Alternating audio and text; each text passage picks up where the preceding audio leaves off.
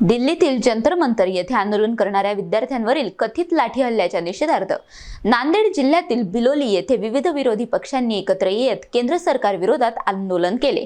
केंद्रीय शिक्षण मंत्री धर्मेंद्र प्रधान यांच्या राजीनाम्याची मागणी करत तहसीलदारांना निवेदन सादर करण्यात आले।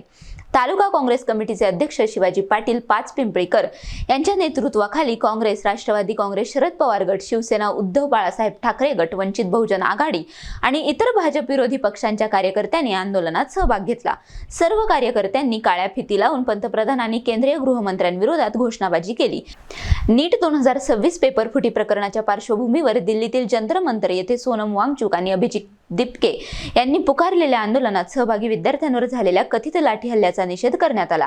तसेच आंदोलनाला पाठिंबा देण्यासाठी गेलेले विरोधी पक्षनेते राहुल गांधी, प्रियंका गांधी आणि नांदेडचे खासदार रवींद्र चव्हाण यांच्यासह अनेक खासदारांना पोलिसांनी ताब्यात घेतल्याच्या घटनेचाही निषेध करण्यात आला।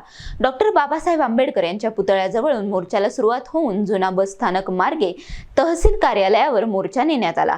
या ठिकाणी विविध नेत्यांची भाषणे झाली। त्यानंतर तहसीलदार गजानन शिंदे यांना मागण्यांचे निवेदन देण्यात आले।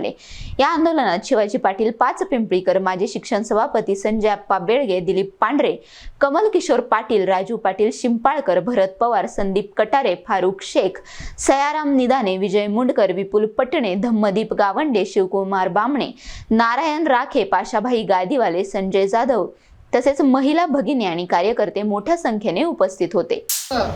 या देशापुढे आज सांगलेला निश्चित सत्ता कुणाची असो, सत्ता असली पाहिजे। देश चालवण्यासाठी देशाला प्रमुख असला पाहिजे, पण तो प्रमुख हा देशाला सांभाळून घेणारा असला पाहिजे, या देशाचं हित करणारा असलं पाहिजे। या देशातील जे युवा शक्ती आहे याला कुठेतरी जोपासणारी असली पाहिजे, येणाऱ्या भविष्याच्या पिढीची सोय करणारी असली पाहिजे, हा या देशाचं नेतृत्व करणारा असला पाहिजे। पण काल जे जंतर मंतरवर झाला ते अतिशय दुःखद घटना आहे, अतिशय वाईट घटना आहे, अतिशय निंदनीय घटना आहे।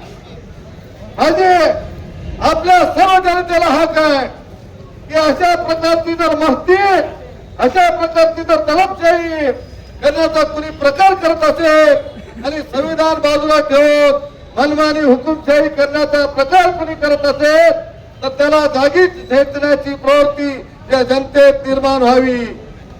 मित्र, काय झालं बघलं आपण 20 तारखेला तुमच्या माझ्या लेकराला जर लागलं असलं तर आपण गप्प बसलो असतो का? तुमच्या आमच्या लेकरांचे डोके फोडले असते तर गप्प बसलो असतो का? कधी जागे होणार आपण? क्रांतीची ठिणगी पडल्याशिवाय कधी देशामध्ये कुठली क्रांती होत नाही, ते आपण ठिणगी स्वतःच्या हृदयात काढली पाहिजे। कुठलं तरी निवेदन तहसीलदारला दिलं, तहसीलदार कोणाकडे पाठवणार? कलेक्टर। प्रत्येकाचं हृदय जर त्याला हृदय असेल त्यानं प्रत्येकाच्या डोळ्यात पाणी होतं की एवढ्या विद्यार्थ्यांना अमानुष लाठी हल्ला झाला ते अख्ख्या देशाने बघितलं। ज्याच्या वेळेस मोदीवर कुठलं संकट येते त्यावेळेस त्या ठिकाणी पोलीसचा वापर केला जातो आणि त्याच माध्यमातून पोलीस कमी पडतील की काय की म्हणून त्या पोलिसाच्या वेशामध्ये काही RSSचे गुंडे, BJPचे गुंडे त्याच्यामध्ये घुसले होते। कारण पोलीसवाले एवढे अमानुष राहू शकत नाहीत। पोलीसवाल्याला किमान माणसाला मेन तरी असेल, परंतु या अमानुष असल्या भाजपच्या लोकांना कसलंच मन नाही। अरे जे नागरिक करणारे होते ते विद्यार्थी होते जे की भविष्यामध्ये होणाऱ्या परीक्षा चांगल्या घ्या, जर तुम्हाला परीक्षा चांगल्या घेता येत नसतील तर राजीनामा द्या, ही मागणी काही वाच नाहीये। तरी पण यंदा इजो जागी झाला, आम्ही कसं राजीनामा द्यायचा? अरे ज्यावेळेस महाराष्ट्रावर 26/11चा हल्ला झाला, कसा सापडला डोळे घेऊन मुंबईमध्ये, त्यावेळेस एका व्यक्तीमुळे 3 लोकांनी राजीनामा दिला होता।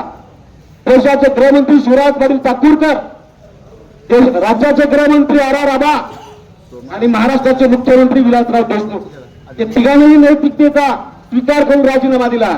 ही काँग्रेसची विचारधारा होती।